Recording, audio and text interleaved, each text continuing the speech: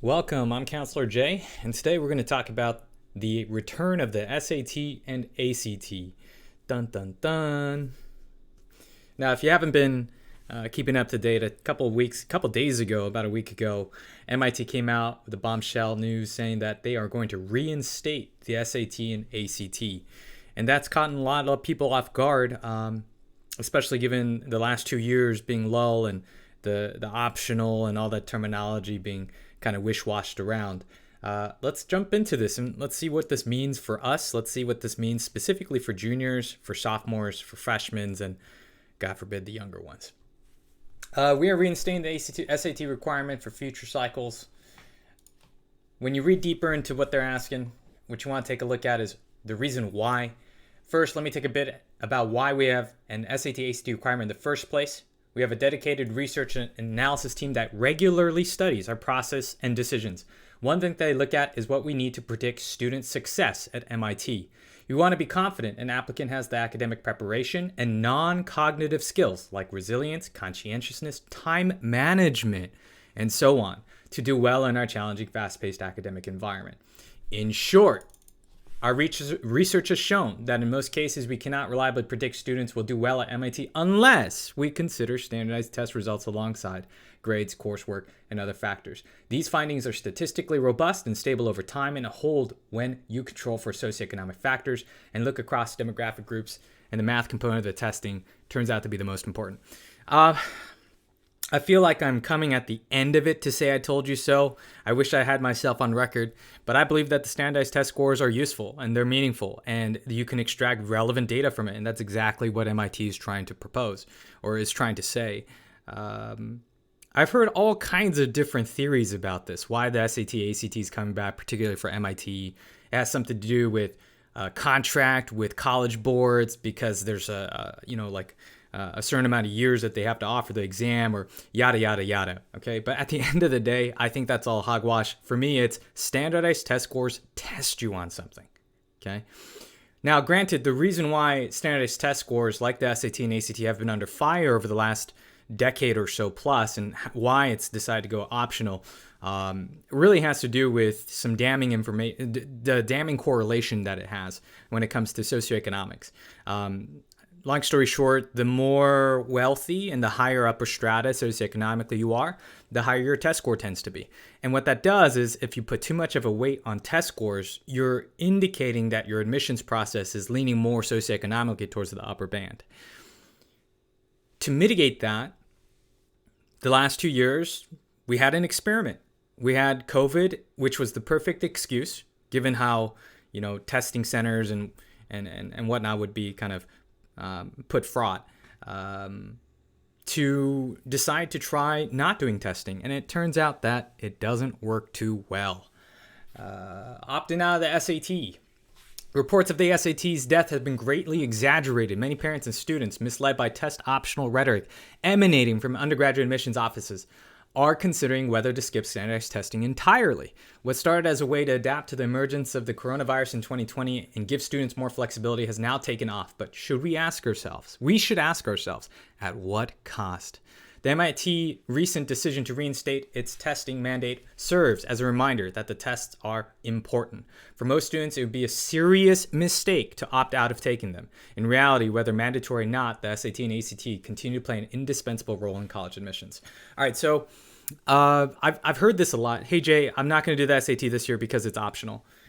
I want to be clear about this. I think the SAT and ACT tests, it's a measure of your critical thinking skills, your basic arithmetics, algebra, geometry, number theory, reading ability, time management while you're reading, deductive analysis, deductive reasoning. It has all of those baked into it. And so when you say that I don't want to take the test, in a way, and when you don't prepare, when you choose not to prepare, in a way, you're not creating a situation for yourself where you have to learn those kinds of skills. I do think that the SAT and the ACT, they test certain and they help develop certain skill sets that aren't very much taught in school or more conventional settings. And I think that's what's playing out right now. I think that MIT is starting to realize that if you don't have a test score, where are they going to learn these types of skills? Where are they going to grind these skills out? Turns out they don't. Now, what that leaves us is a couple of thoughts. One, the test optional rhetoric that a lot of colleges have been giving out in terms of their applications the last 2 years. I think that's extremely misleading, and it's kind of a trap for a lot of competitive or striving to be competitive students. Because while a lot of applications last year mentioned test optional or test not required, when you fill out the application, there was a section for you to put in your score. You can easily have just slipped in a note. It's kind of like putting in an extra tip to a valet, like slipping them a dollar bill, let them know that you're good. When students chose to go with, oh, it's test optional, I'm not going to do it, they decided the students have at that point decided to recuse themselves from an opportunity to stand out. That's what it comes down to for me. And while we had a honeymoon of that type of opportunity the last 2 years, I think that honeymoon phase is coming to an end. So boys and girls, if you are currently a junior or younger, I think you need to consider the SAT again or the ACT again. What's changed about the SAT? Just kind of a recap. The SAT has changed. I think this was announced back in February, where they decided to go with an online mode to match with the COVID kind of adjustments and whatnot. And from there, they went into certain types of regulation differences when it comes to taking the exam using calculators and whatnot. You could read about that. It's pretty easy to find. But there has been slight changes to it, so it's slightly easier, I would say. So I feel like there's less and less of an excuse that a student can give to renege or to back away or to basically not take advantage of what an SAT or ACT exam could do for you. Remember, it's not just the score to get you in. Studying for it, right? Practicing for it. There's some value in that. I have a little comment I'd make. I guess I'll say it at this point. I read something really interesting because for me, I believe that standardized test scores are an imperfect but necessary tool in order to create assessments that enable universities to be able to confidently decide who the better student is in terms of like their projected measures of whether they'll succeed in terms of grades and test scores and whatnot when they attend their university. But there's no denying the data that SATs, the higher scores tend to lean more towards socioeconomically advantaged neighborhoods. What I say to that is, and I'm paraphrasing from a couple of comments I've been reading back and forth, just scouring about and getting my sense of like people's opinion about this, is the standardized tests aren't meant to be fair to what some people think. They're a fair measure of aptitude and academic, I guess, like skill sets and fundamentals. Now, granted, in that measurement of that test, it does measure a bit of life's inequities. It measures life, the unfairness of life. If you're not as prepared, or if your parents don't have the means or the mindset to motivate you and push you to study for these exams, then of course you're not going to be scoring as well as your counterpart students who do. And that measure of life unfairness is going to play out.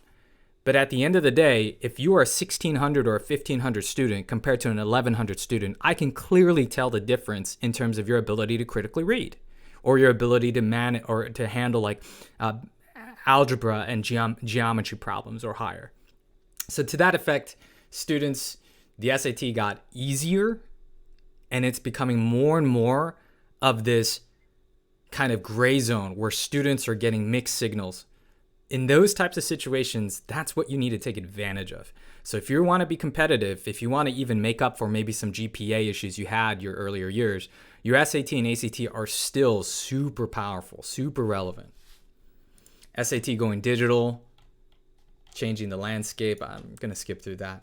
One point I saw from MIT, MIT said Monday that it's reinstating the test score requirement effort to be transparent and equitable in our expectations, which is really interesting to me because the whole argument, they kind of flipped it on its head. The argument prior was we're going to get rid of the SAT to make things more equitable, right?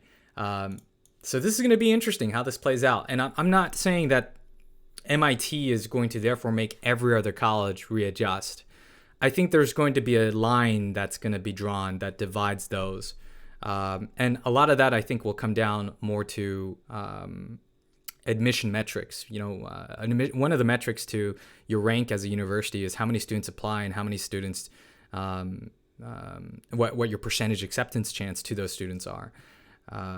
By reducing the SAT or ACT requirement, you've effectively, in some schools, doubled the amount of applicants who want to give it a shot. And that obviously works in your favor. It's kind of like, maybe it's like, what's a good equivalent of this? I don't think I need an equivalent. You lower your standards, you lower your bar of entry, you have more people who apply. More people who apply then inflates your numbers in terms of your rankings. And so there's going to be a really interesting dynamic there where admission officers or admission committees of colleges and universities are going to have to make a tough choice here. MIT has made it very clear. And they're in more of a privileged position. Let's be honest. They're MIT. They can say, hey, they have no concern of a downturn of number of applicants each year, right?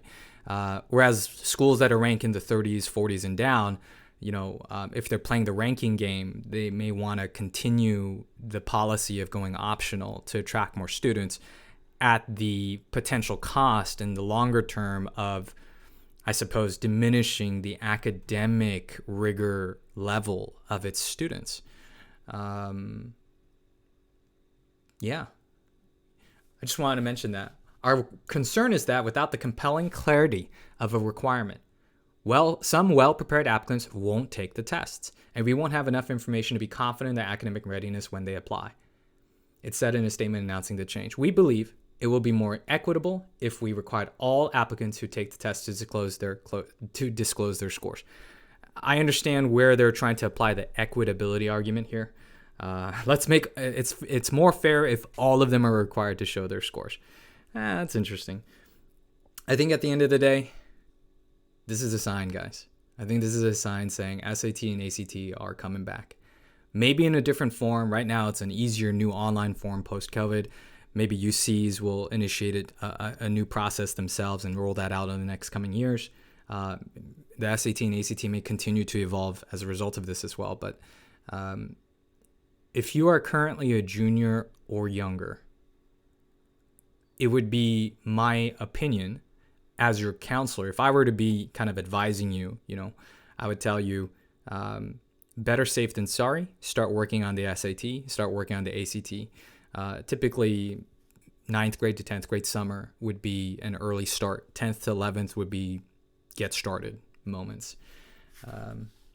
Now, if you're wondering, Jay, does this change in terms of the score expectations and what we're going to be able to do? If you're curious about what the score differences are in order to get into certain colleges, I've already got you covered for that. I have a YouTube video that I did way back in January where I just uploaded and I created a compilation, a spreadsheet of all the latest information I could grab regarding ranking updates. And that video also provides the link to the spreadsheet, so you could check it out. In column G, you'll see the average test scores. Now, granted, there's an upper band and a lower band, so 1450 to 1570. Bear in mind that that's varying based on your major choice, based on your ethnicity, based on your socioeconomic background, your high school competitiveness, etc. But this should give you a general range. If you're somewhere in the middle, between the lower and the upper band, you can expect yourself to be relatively competitive. Other than that, just wanted to give out that information, and I hope that you do what you will with it. Start studying, boys and girls.